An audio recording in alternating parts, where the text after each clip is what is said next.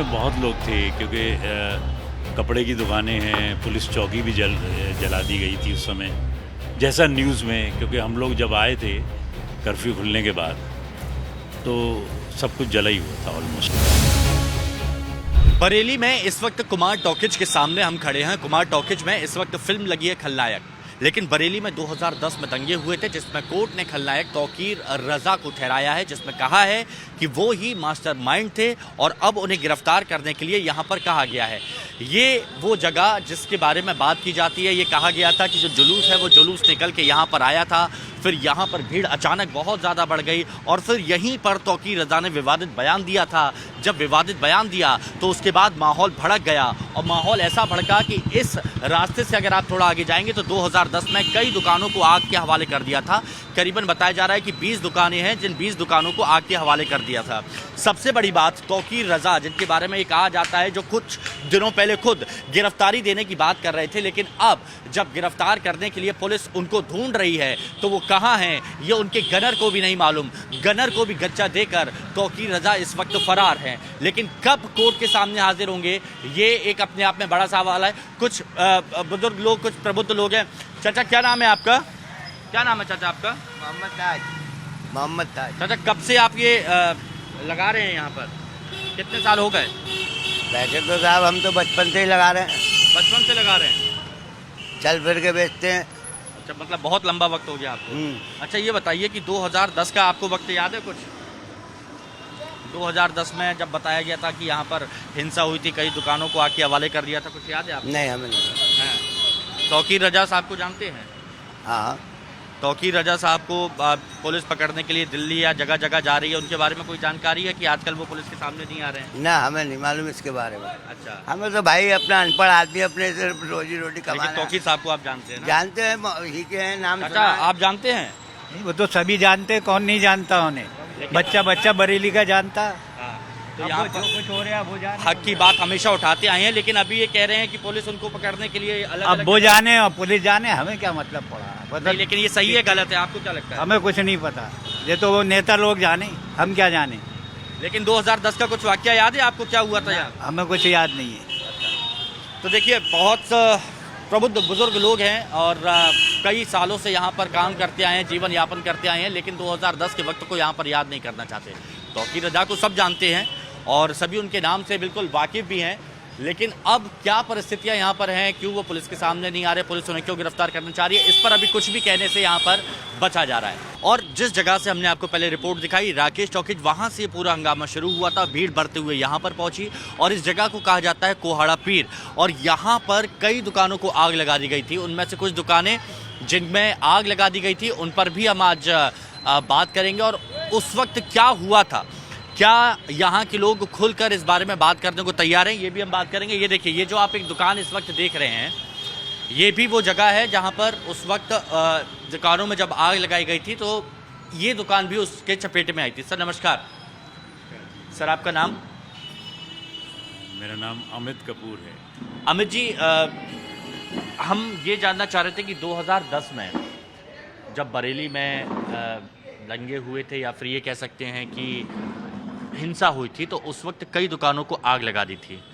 तो उस वक्त का मैं आपसे जानना चाह रहा था, क्या आपकी भी दुकान उस वक्त आग लगी थी? उस वक्त हुआ क्या था, बस नॉर्मली आप क्या कह रहे हैं? मेरा ये बगल में गोडाउन है, उस समय गोडाउन होता था और वहाँ पर स्टॉक था अच्छा खासा, वो जल गया था।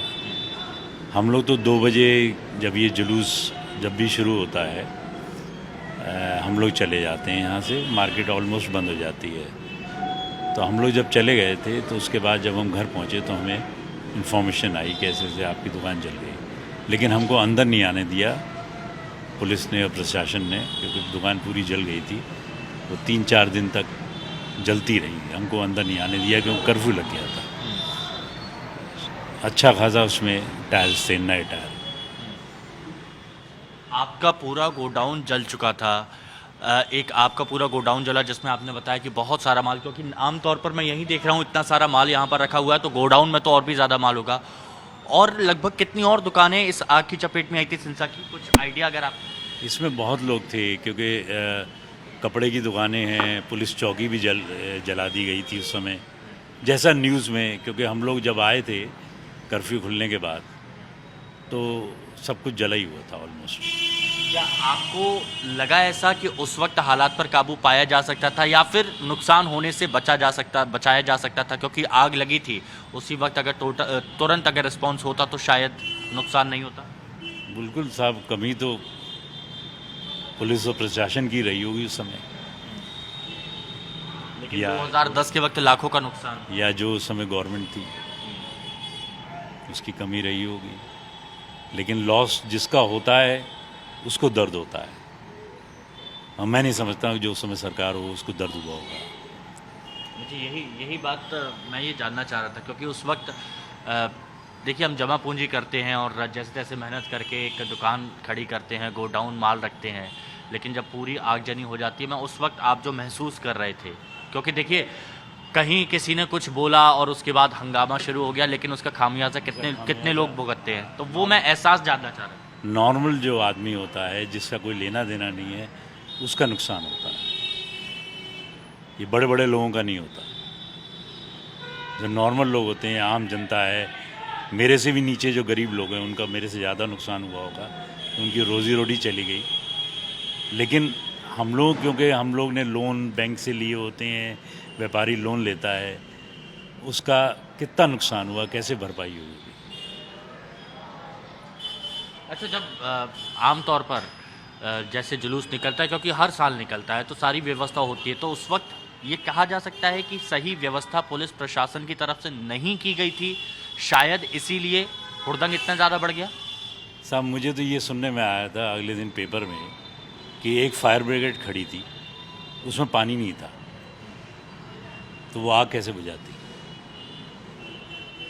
Fire brigade. और दो पेट्रोल पंप हैं यहाँ, एक तो पेट्रोल पंप सामने होता था, वो बंद हो गया है, अब कुछ साल हो गए, वहाँ बिल्डिंग बन गई है, वो भी एक्टिव था और ये भी एक्टिव था। अगर ये समझिए कि अगर पेट्रोल पंप पे आग लग जाती तो क्या होता, ये पूरे शहर, ये मोहल्ले का क्या होता, क्योंकि पीछे बस्ती भी है और टायर की बहुत दुकानें हैं यहाँ पर। जब ऐसा हुड़दंग हुआ था तब उस वक्त आपने अपनी दुकानें बंद कर दी थी?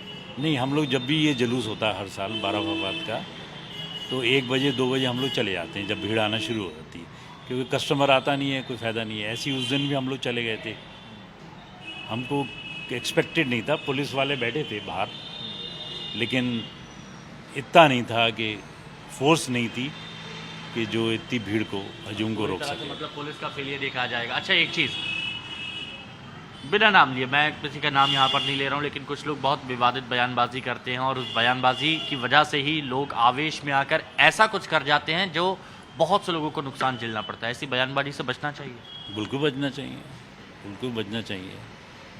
कोई भी आम जो पब्लिक है वो नहीं चाहेगी किसी का नुकसान हो, चाहे वो किसी कम्युनिटी का हो, क्योंकि सब व्यापारी हैं यहाँ पे। हिंदुओं की भी दुकानें हैं, मुस्लिम्स की भी हैं, सिख ईसाई सबकी दुकानें हैं। लॉस तो सबका हुआ है। कोई वो जिसने दुकान जलाई हुई थोड़ा देगा किसकी जली, सबकी जली, जो लपेटे में आ गया। लेकिन कुछ के भड़काऊ भाषण की वजह से सब परेशान हो गए।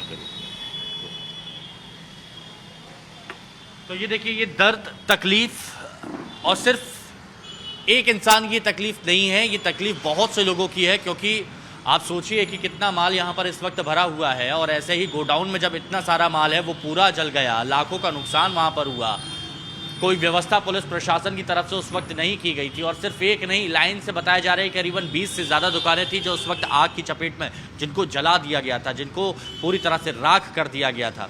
और जब ये जुलूस यहाँ पर निकाला जाता है तो उस वक्त दुकानों को बंद कर दिया जाता है, लेकिन हंगामा इतना बड़ा कि कोई रोक नहीं पाया। और वो हुआ क्यों? और इसको लेकर कोर्ट ने साफ कहा है कि गलत बयानबाजी, साजिश तौकीर रज़ा, मौलाना तौकीर रज़ा की तरफ से रची गई, और उसी का खामियाजा आम लोगों को भुगतना पड़ा जब बरेली में 2010 में दंगे हुए। वीडियो विशेष के साथ हिमांशु दीक्षित, टाइम्स नाउ नव भारत, बरेली।